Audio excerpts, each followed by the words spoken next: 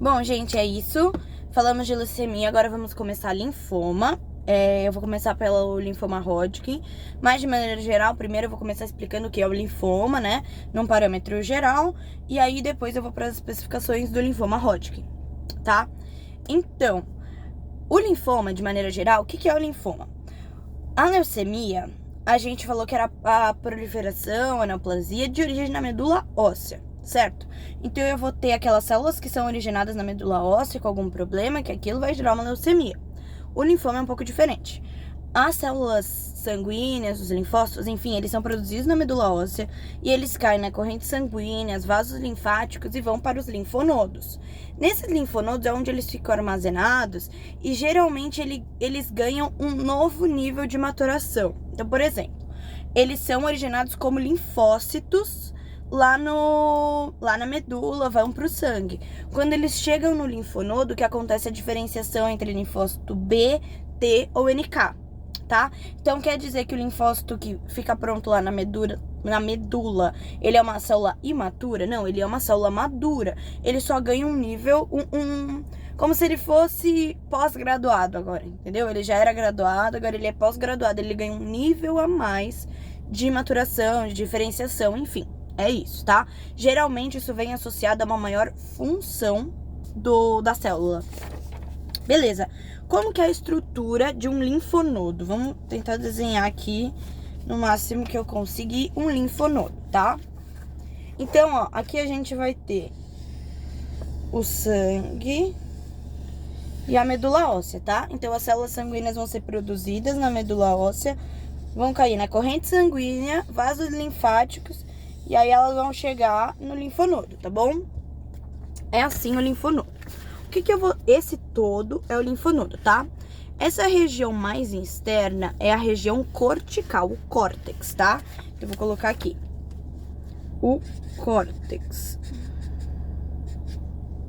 Que é a região onde a gente vai ter os centros germinativos. Inclusive, é isso mesmo, tá certo. E aqui no meio eu vou ter a região paracortical. Tá? Então, essa região aqui mais externa é a região do córtex, essa é a região paracortical, tá bom? Aí, no córtex, eu vou ter algumas estruturas que eu vou chamar de folículos linfóides, tá? Esses folículos linfóides, eles vão ser divididos em duas partes. Eu vou até desenhar ele maior aqui do lado.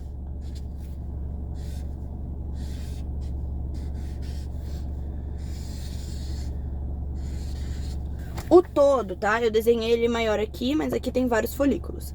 O todo é o folículo linfóide, tá? Então, vou colocar aqui. Folículo linfóide. Aqui, essa parte mais externa do folículo é o manto. E no meio, eu vou ter o centro germinativo, tá? Então, o todo é o folículo, aqui essa parte mais externa é o manto e aqui é o centro germinativo.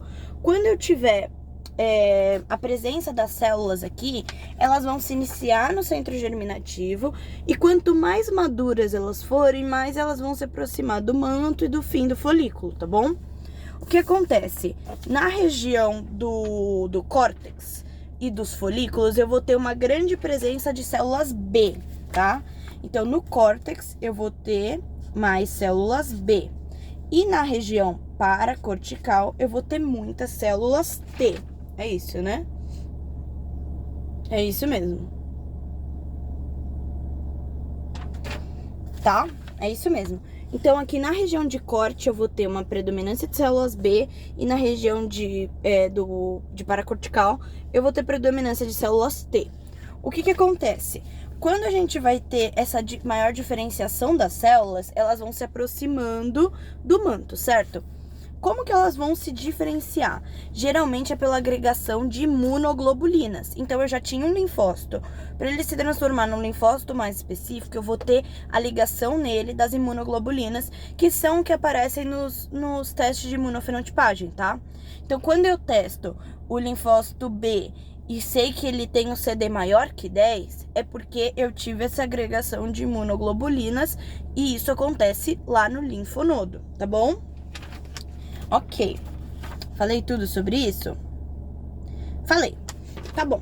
O que acontece com um linfócito quando ele chega no linfonodo? Então, ele saiu da medula já como um linfócito, tá? Então, quando o linfócito chega no linfonodo, tem 4 coisas que podem acontecer com ele, tá?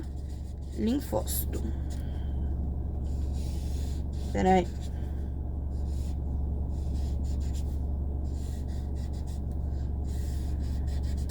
Tá?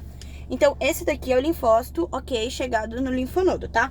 Tem 4 coisas que podem acontecer com esse linfócito. Primeiro, se houver algum problema com essa célula e for detectada, ela vai entrar em apoptose, processo fisiológico, certo? Então, isso é um processo normal. Nossa, escrevi tudo errado. Apoptose. Se for detectado qualquer problema na célula, ela vai entrar em apoptose, tá tudo certo, bola pra frente. Próxima coisa que pode acontecer com ela esse linfócito pode se tornar um linfócito B maduro, tá? Então, ele pode ganhar as imunoglobulinas dele e deixar de ser um linfócito maduro para ser um linfócito B maduro. Vixe, peraí que eu deixei minha caneta cair. Pronto, consegui. Outra coisa que pode acontecer com esse linfócito, ele pode se tornar um plasmócito, tá?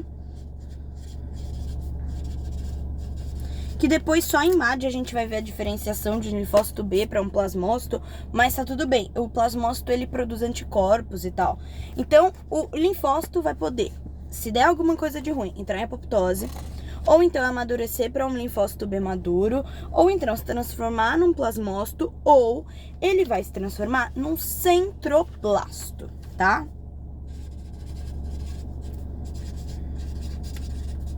Esse centroblasto, que ele pode se transformar, vai depois amadurecer para um centrócito. Ele amadurece através de um rearranjo de imunoglobulinas, tá? Então, as imunoglobulinas presentes no centroblasto vão se reorganizar e vão formar uma forma mais madura dele, que é o centrócito. Lembra que ontem a gente estava falando, a Amanda me perguntou, é blasto, é câncer? Falei, em alguns casos ela indica câncer, em alguns casos ela indica apenas que a célula é mais jovem. Por exemplo, o centroblasto é só para indicar que é uma célula mais jovem que o centrócito, tá? Beleza. O que acontece? Esse centrócito, ele tem dois destinos de maturação diferentes. Ou ele vai se transformar num plasmócito, ou ele vai se transformar numa célula B de memória, tá? Que isso é só a memória imunológica mesmo, da gente poder tomar vacinas e coisa do tipo.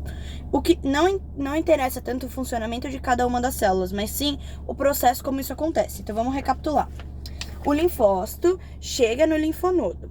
Aí, ele tem 4 caminhos possíveis. Primeiro caminho, ele vai entrar em apoptose por algum problema detectado na célula. Segundo, ele vai se transformar num linfócito B maduro. Terceiro, ele vai se transformar num plasmócito. Quarto e mais importante, ele vai se transformar num centroblasto. Esse centroblasto vai sofrer um rearranjo das imunoglobulinas dele e vai se transformar num centrócito, tá bom? Quando ele se transformar num centrócito, ele tem 2 maturações possíveis. Ou ele vai virar uma célula B de memória, ou ele vai virar um plasmócito. Por que falamos tudo isso se não interessa especificamente as células? Porque o linfoma, ele é originado no problema, num rearranjo de imunoglobulinas do centroblasto. Linfoma, aqui. Então, quando eu tenho esse processo de rearranjo de imunoglobulinas do centroblasto para o centrócito, se há algum problema, alguma mutação, alguma troca genética aqui, eu vou originar um linfoma. Então, por isso que é importante você entender o caminho, sabe? Mas não precisa focar nas células, mas você saber que quando o centroblasto se transforma em centrócito, por maturação vai ter um rearranjo das imunoglobulinas. E aí, caso haja aqueles processos que a gente comentou antes de formação da neoplasia aqui, vai virar um linfoma, tá?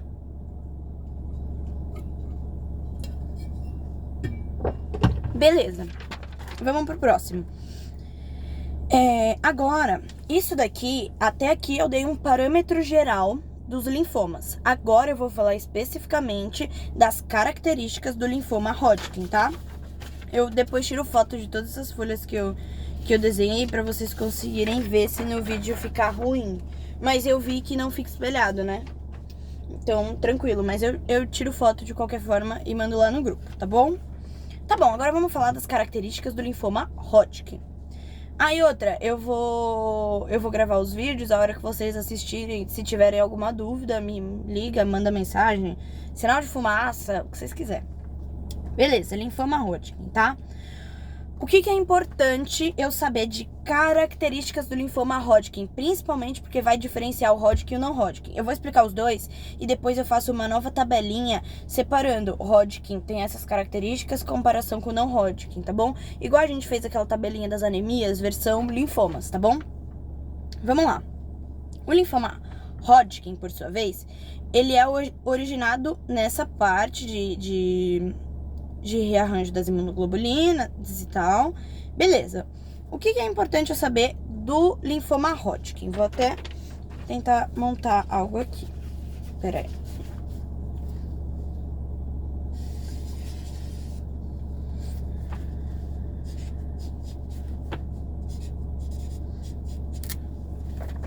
Ó, vamos falar de todas as características gerais que diferenciam Hodgkin e não Hodgkin, tá? Primeiro, quais são os marcadores dos linfomas Hodgkin? Eles são CD15 positivo e CD30 positivo.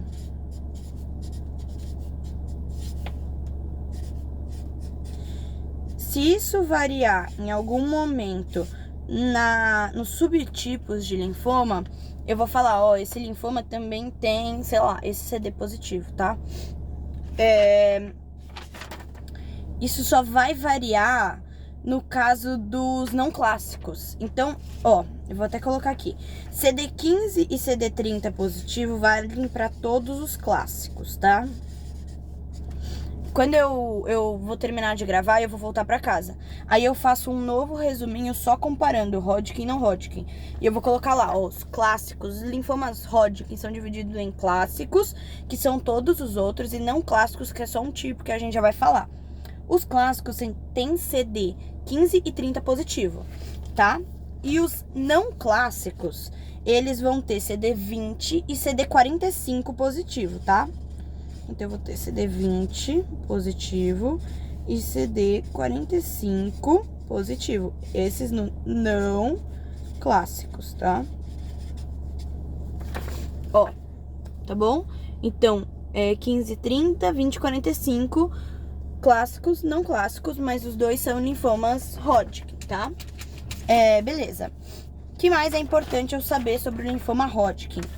Que ele é extremamente organizado, porque ele vai ter aquela disseminação contígua. O que isso significa? Que eu vou ter uma transmissão entre os linfonodos. Então, um linfonodo que originou uma célula neoplásica, eu vou ter a transmissão dessa célula neoplásica pela via linfática, e aí isso vai ser transmitido para outro linfonodo, eu terei um outro linfonodo infectado, tá? Assim que acontece no caso do linfoma Hodgkin. Outra coisa, o que eu vou ver no esfregaço de um linfoma Hodgkin? Eu vou ver dois tipos de células neoplásicas, eu vou até colocar no resumo. Eu posso ter a célula de Reed-Steinberg, que é aquela que tem o formato da corujinha, tá? Então, eu vou ter a célula de Reed-Steinberg, que ela é bilobulada e tal. Mano, não tem... Posso ser sincero, a gente vai pegar as lâminas hoje. Não tem nada a ver com isso aqui, parece muito mais uma célula assim, ó.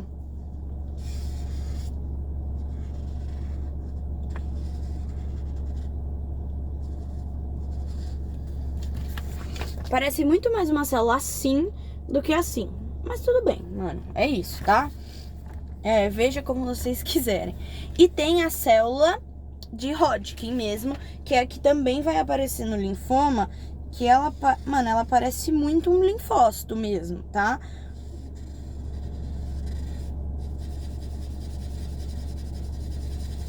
Então, essa daqui é a célula RS e essa daqui é a célula de Hodgkin, tá? RS Hodgkin. Hoje a gente vai ver as imagens e a gente vai ver na prática, porque assim no desenho fica extremamente abstrato, tá? Porque às vezes o que você vai ver na de Reed-Steinberg nem é tanto a forma, mas o fato dela ser bilobulada, tá?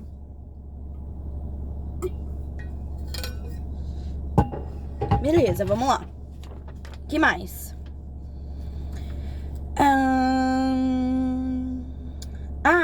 Essas células no linfoma Hodgkin, elas têm linhagem celular de origem B de bola, tá? Como elas têm essa linhagem celular de origem B, lembra quando eu falei dos linfonodos? As células B prevalecem na região de córtex, então é onde principalmente esse linfoma vai acontecer, principalmente na região de córtex, em especial nos folículos linfóides, tá? As células de Reed-Steinberg vão secretar citocinas e aí vai ser aquele lance que a gente tava falando da sinalização e tal. Não se preocupem com o lance de dump e pump, você só tem que saber que a própria célula neoplásica vai acabar, entre aspas, de uma maneira diferente das outras células. Mano, eu não vou entrar nesse mérito porque não vai cair inflamação. Se fosse cair, eu anotei no resumo, porque até então iria cair inflamação. Então, como não vai, cara, tá tudo bem, sabe? Foque mais no fato de onde ela se localiza, o aspecto dela, folículo, tá? Beleza. Uma coisa importante que vai ficar depois muito claro, em especial em alguns tipos de linfoma não Hodgkin. Essa célula de Reed-Steinberg, ela estimula a deposição de colágeno ao redor do espaço dela dentro do linfonodo. Então, você vai ver um linfonodo assim com muito, muito, muito colágeno, o que vai endurecer o linfonodo, que dá aquele aspecto palpável dele tá duro e tal. É por conta dessa deposição de colágeno estimulada pela célula de Reed-Steinberg, tá bom? Então, isso vai ser importante tanto clinicamente, quanto quando a gente for olhar as imagens, tá bom? Vai ser muito importante também. Beleza. Há uma coisa especial da célula de Hodgkin apenas é que ela tem um tamanho maior do que um linfonodo normal, porque ela parece muito um linfonodo normal, mas ela tem um tamanho maior do que ele. Aí, mano, fica bem mais difícil de enxergar. Eu acho que você vai ter que enxergar, se você depender de enxergar uma célula de Hodgkin, vai ser complicado. Eu acho que ela vai te dar outros indícios, como imunofenotipagem, enfim, alguma outra coisa que te dê um indício daquele linfoma, tá? Beleza. Então, essas células tanto a de Reed-Steinberg quanto a célula de Hodgkin, elas vão atrair células inflamatórias. Então, ao redor da célula, tanto a de Reed-Steinberg como a de Hodgkin, você vai ver muitas células inflamatórias ao redor dela. Justamente por tudo aquilo que a gente estava falando, tanto de ter disponibilidade maior de fatores de crescimento, quanto por ter o disfarce, né, do sistema imune, enfim. Ela é rodeada de células inflamatórias, porque isso daí vai proporcionar muita vantagem para ela, né? Beleza. Por conta dela ser rodeada dessas células inflamatórias, eu posso ter alguns sintomas, como febre, como esse tipo de coisa, que aí vai levar a gente clinicamente, geralmente, a coisas que não são neoplásicas, porque neoplasia geralmente não dá febre, é só por conta... Como ela tá no linfonodo e ela vai aproveitar dessa disponibilidade das células inflamatórias para ela poder se aproveitar disso e, enfim, conseguir maior disponibilidade de tudo aquilo que vai favorecer ela própria, tá bom? O que tem de importante no linfoma Hodgkin? Em muitos casos, ela vai estar associada ao EBV. A Angela falou, assim, é associada ao EBV. Tá, e que raios... Como que um vírus vai causar uma neoplasia? Por isso que eu falei da aula de inflamação. Ter noção da aula de inflamação te ajuda muito a entender as outras aulas. Então, o que acontece, tá? Quando eu tenho um estímulo de infecção, eu tenho alguma coisa que vai agredir aquele meu tecido, lembra que a gente estava falando das lesões? eu vou iniciar um processo de inflamação. E nesse processo de inflamação, eu vou ter o recrutamento das células imunes. Então, todas essas células de defesa, neutrófilos, basófilos, os próprios linfócitos, todas essas células vão ser recrutadas para o tecido e vão estar o tempo inteiro ali sendo chamadas para aquele tecido. E como que elas vão fazer? Elas vão lesionar aquelas células, que elas vão acabar matando as células, tanto as bactérias, os vírus, enfim, quanto elas têm que matar as células também que foram infectadas. Só que o que acontece? Nesse processo de matar as bactérias, os vírus e as células infectadas, a gente vai ter uma agressão às células saudáveis. Porque no tecido, a gente ali rodeado de células... numa batalha, eu tenho que matar 200 soldados inimigos. Se eu tiver 10 ali no meio que não são inimigos... eu não tenho como saber, sabe? Vai acabar matando todo mundo. Então, nesse meio, eu vou acabar matando algumas células saudáveis. O que acontece? Esse processo, lembra que a gente estava falando das sinalizações? Não se prendam ao que eu vou dar de nomenclatura agora, tá? Mas a gente vai ter a liberação dos dumps e dos pumps. Os pumps pelos patógenos, os dumps pelas próprias células. Com a liberação de dumps e pumps pela lesão, porque o sistema imune vai acabar matando células, certo? Se ele mata células, essas células que estão sendo lesionadas, elas não vão diferenciar, ai, tá bom, mas é uma célula do bem que tá me matando, então tá tudo certo. Não. Por estar sendo lesionada, ela vai secretar sinalizadores, ela vai secretar dumps.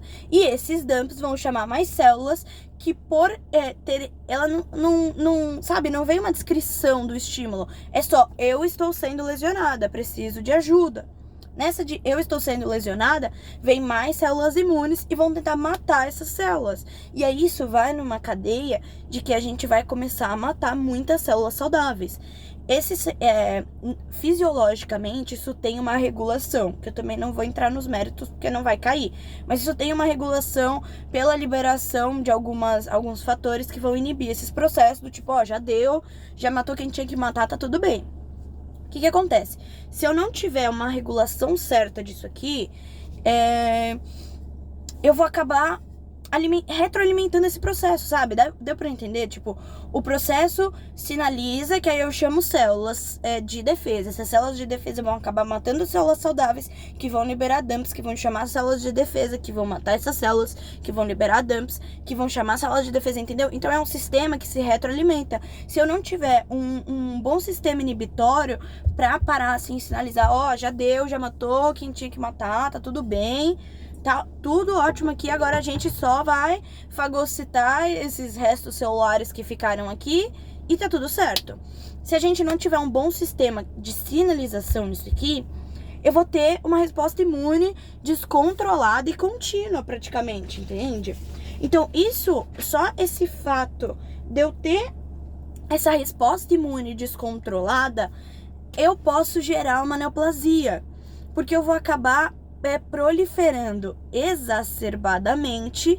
Proliferação exacerbada de qualquer célula, independente de qual seja, eu aumento a chance de dar algum problema naquele processo, certo? Se eu faço uma mitose no dia, eu tenho uma baixa probabilidade de ter uma mutação. Se eu faço 1 bilhão de mitoses no dia, eu aumento estrondosamente as minhas chances de ter alguma mutação.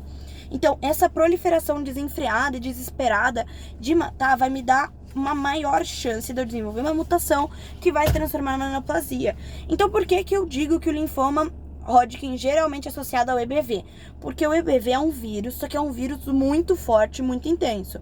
Então, para o nosso corpo naturalmente combatê-lo, eu vou ter que ter uma resposta imune muito grande. Então, eu vou produzir, proliferar desesperadamente para combater o meu sistema imune. Só que essa retroalimentação, a depender da gravidade do vírus, e o EBV é um vírus muito sério, eu vou ter uma produção tão grande que mesmo que o meu sistema tenha um controle ok de parada, por ser um problema tão grande, eles não vão estar tão preocupados com, gente, precisa parar. Não, eu preciso desesperadamente sobreviver, sabe? Eu preciso matar essas células virais. E nessa de matar essas células virais, eu posso acabar desenvolvendo um linfoma. Deu pra entender? Se vocês não conseguirem entender, eu pego essa parte de novo quando eu chegar na faculdade, tá bom? a gente usa 10 minutinhos que seja e fala de toda essa parte, tá bom? Mas é isso, essa resposta imune desenfreada frente a um vírus tão grave quanto o EBV pode me gerar um linfoma. Por isso que em muitos casos a gente vai ter associação. Porque você já teve... Não é que tipo, quem teve EBV vai ter linfoma. Não, tem pessoas que vão conseguir se livrar do EBV, vão conseguir, enfim, não desenvolver um linfoma apenas. Outras não. Por ser uma resposta exacerbada, vai acabar gerando um linfoma. Tá bom? É isso, cara. Agora a gente tem os subtipos de linfoma Hodgkin, tá? São 5 subtipos. Os 4 primeiros são clássicos e o último é não clássico. Então, os 4 primeiros têm CD positivo 15 e 30 e o último tem CD positivo 20 e 45. Então, aí você me pergunta, se tem 4 subtipos que tem os mesmos CDs positivos, como que eu vou conseguir diferenciá-los? Eu vou ter que diferenciá-los pelos aspectos morfológicos. Então, por isso que eu acho tão importante a gente ver as imagens, enfim, as lâminas, porque o que vai diferenciar esses subtipos um dos outros é a lâmina, tá? Então eu vou passar assim, bem por cima e dar só umas características gerais, porque a gente vai falar só disso quando a gente chegar hoje, tá bom? Clássicos, então são 4. Primeiro, esclerose nodular e o mais frequente. Ele tem uma grande presença de deposição de colágeno, que era o que eu tava falando. Todos eles, as células Reed-Steinberg, vão estimular a deposição de colágeno, mas isso acontece com muita veracidade na esclerose nodular. Segundo, eu vou ter celularidade mista, que é o segundo tipo mais comum, mas é bem menos comum. Eu vou ter uma grande heterogeneidade de células imunes. Então, eu vou ter vários tipos celulares, o que não acontece geralmente nos outros tipos de linfoma. Geralmente, eu tenho uma proliferação só de um tipo de célula. No de celularidade mista, eu vou ter de vários tipos celulares, a gente vai ver também. Terceiro, rico em linfócito, eu tenho uma gigantesca presença de linfócitos, quase que o tecido todo tomado de linfócitos. Quarto, depressão linfocitária. Na depressão linfocitária, inclusive, geralmente, além do EBV, a gente vai estar associado ao HIV. Pelo mesmo motivo, mesmo mecanismo, então, não é um determinante mas se esse meu paciente já tiver tido EBV, tiver HIV, eu posso desconfiar de que o tipo de linfoma Hodgkin é o de depressão linfocitária, tá? E aí eu só vou confirmar com a imunofenotipagem e a lâmina, mas eu posso desconfiar, sabe? É um indicativo clínico. Por exemplo, se lá na prova ela der um caso clínico e falar que meu paciente é EBV positivo e HIV positivo, automaticamente eu já vou desconfiar de depressão linfocitária, tá bom? E o último tipo, o não clássico, que é uma coisa importante no não clássico, ele é não associado ao EBV, tá? Não tem nada a ver com o EBV, por isso que ele é não clássico, sabe? É uma exceção, um caso à parte. Enfim, ele vai ter o CD20 e o CD45 positivo, talvez por isso também que ele seja bem diferente, porque o mecanismo é outro. Vai ser apenas uma mutação de uma célula linfonodal, sabe? E aí o subtipo do não clássico é o predominância linfocitária, que eu vou ter aquela presença das células em pipoca. Lembra dela falando? Então, é isso. O que é importante a gente falar agora? A gente vai falar do estadiamento do linfoma. Eu vou até pegar meu desenho, tá? Eu vou desenhar um bonequinho assim, bem feinho, tá? Eu não sei desenhar, mas é isso aqui. Ele ainda ficou cabeçudo, coitado. Tá? Então, vamos lá. Estágio 1. O que vai acontecer? Eu vou dividir o meu ser humano em 2 partes, tá? O meu bonequinho eu vou dividir ele em 2 partes. Vamos supor que passe mais ou menos aqui. Que linha de passagem é essa? É o diafragma. Então, acima do diafragma eu vou ter uma região. E abaixo do diafragma eu vou ter uma região. O que vai enquadrar no estadiamento 1, no estágio 1? Se eu tiver um linfonodo comprometido em apenas uma das regiões. Então, ou eu vou ter um linfonodo acima comprometido, ou eu vou ter um linfonodo abaixo comprometido. Eu também tenho o desenho e eu mando pra vocês. Precisa ser necessariamente na de cima ou a de baixo? Não, pode ser ou na de cima ou na de baixo, mas eu só posso ter um linfonodo comprometido em uma região. Estágio 2, mais de um linfonodo comprometido em uma única região. Então, eu posso ter 2, 3, 4, enfim, linfonodos comprometidos em uma região, nessa região ou nessa região. Não pode ser nas duas regiões. É mais de um linfonodo em apenas uma região. Estágio 3. Eu tenho alguns linfonodos comprometidos. Eu tenho mais de um em uma região e um só na outra. Então, vamos dar um exemplo, tá? Eu tenho 3 aqui e um aqui. É estágio 3. Eu tenho 4 aqui e um aqui. Ainda é estágio 3, tá? Eu não posso ter mais de um em uma das regiões, entendeu? Eu tenho comprometimento das duas regiões, mas em uma delas eu só comprometi um linfonodo. E no quarto estágio eu posso ter mais de um linfonodo comprometido nas duas regiões. Então eu posso ter, sei lá, 2 aqui, 3 aqui, 4 e 3, enfim, independente. Mais de um linfonodo nas duas regiões, comprometimento geral. Deixa eu ver só se eu esqueci de alguma coisa. Tanto a esclerose nodular quanto a predominância linfocitária, que são o primeiro e o último que eu falei, eles tendem a permanecer nos estágios 1 e 2. Essa é uma observação, eu acho que ela não vai te perguntar isso, mas você talvez tenha que... tem um linfonodo comprometido na região tal e um linfonodo comprometido na região tal.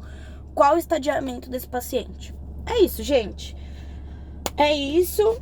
Tá aqui, inclusive, depois agora eu vou parar e vou gravar a aula de linfoma não Hodgkin. Aqui estão as características, então recapitulando.